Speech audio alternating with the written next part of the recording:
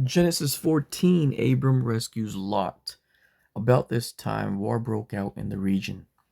King Amraphel of Babylonia, King Arioch of Elasar, King Kedorlaomer of Elam, and King Tidal of Goim fought against King Bera of Sodom, King Bersha of Gomorrah, King Shinab of Admah, King Shemabir of Zeboim, and the king of Bela, also called Zor. All right, so these kings just came out of nowhere, huh? We didn't really go into, or they didn't go into, like how these kings came about. But again, I mean, we're just following Abram's line. I think God told Moses to do this for a reason here. We're just following Abram. Okay. 3. The second group of kings joined forces in Siddim Valley, that is, the Valley of the Dead Sea. For 12 years, they had been subject to King Kedorlaomer, but in the 13th year, they rebelled against him. 1 year later, Kedorlaomer and his allies arrived and defeated the Rephaites at Ashtaroth Karnaim, the Zuzites at Ham, the Emites at Shaveh Kiriathaim, and the Horites at Mount Seir as far as El Paran at the edge of the wilderness. They turned back and came to En Mishpat, now called Kadesh, and conquered all the territory of the Amalekites and also the Amorites living in Hazazon Tamar. 8. Let's pause real quick, man. Again, I believe God has put this stuff here in the Bible for a reason. He's following certain people, certain lines, and we just gotta just pay attention to why he did that. You know, we're following Abram again. So, but this is what I'm thinking about when new names are introduced, because these the names of these kings just came out of nowhere. I mean, it's not. So they're not like,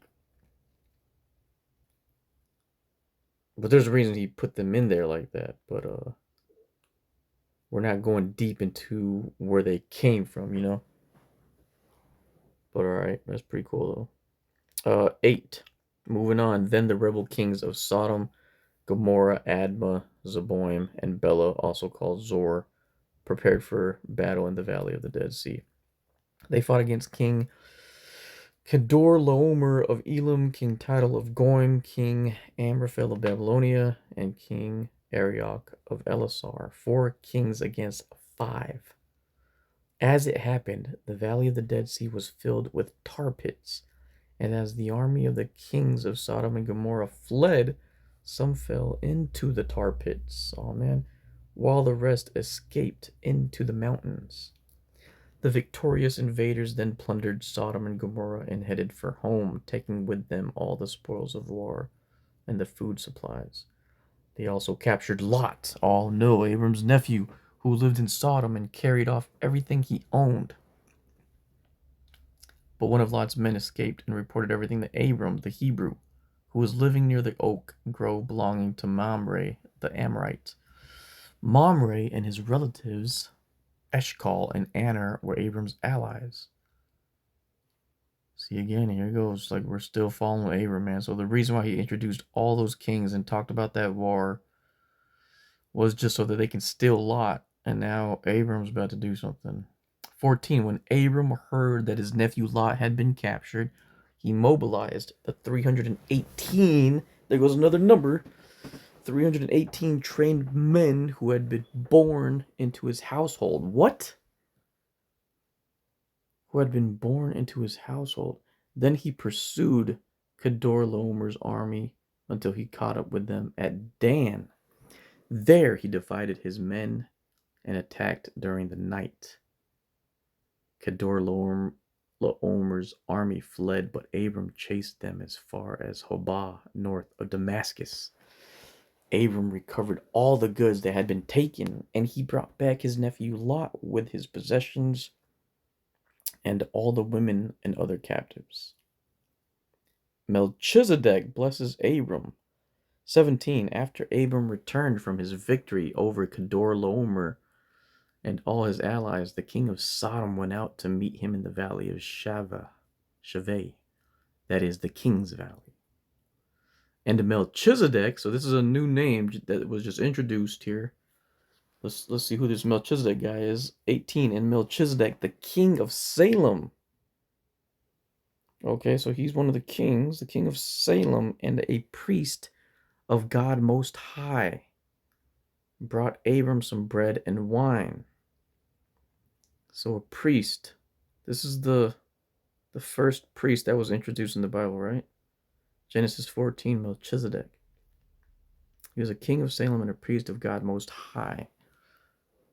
Brought Abram some bread and wine. Melchizedek blessed Abram with this blessing. Blessed be Abram by God Most High, creator of heaven and earth. And blessed be God Most High, who has defeated your enemies for you. Then Abram gave Melchizedek a tenth of all the goods he had recovered. Pause. So this Melchizedek just came out of nowhere and blessed Abram.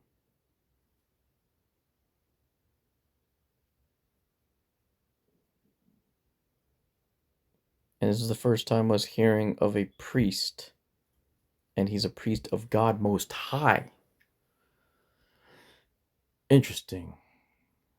Abram gave Melchizedek a tenth of all the goods he had recovered. And Melchizedek said, Abram, you didn't do this, man. God did this. Because he said in 20, and blessed be God Most High, who has defeated your enemies for you. All right, 21, the king of Sodom said to Abram, give back my people who were captured, but you may keep for yourself all the goods you have recovered. Abram replied to the king of Sodom, I solemnly swear to the Lord God Most High, creator of heaven and earth, that I will not take so much as a single thread or sandal thong from what belongs to you. Sandal thong, huh? Otherwise, you might say, I am the one who made Abram rich. I will accept only what my young warriors have already eaten, and I request that you give a fair share of the goods to my allies, Aner, Eshcol, and Mamre. All right, still following Abram. And I love that name, Melchizedek.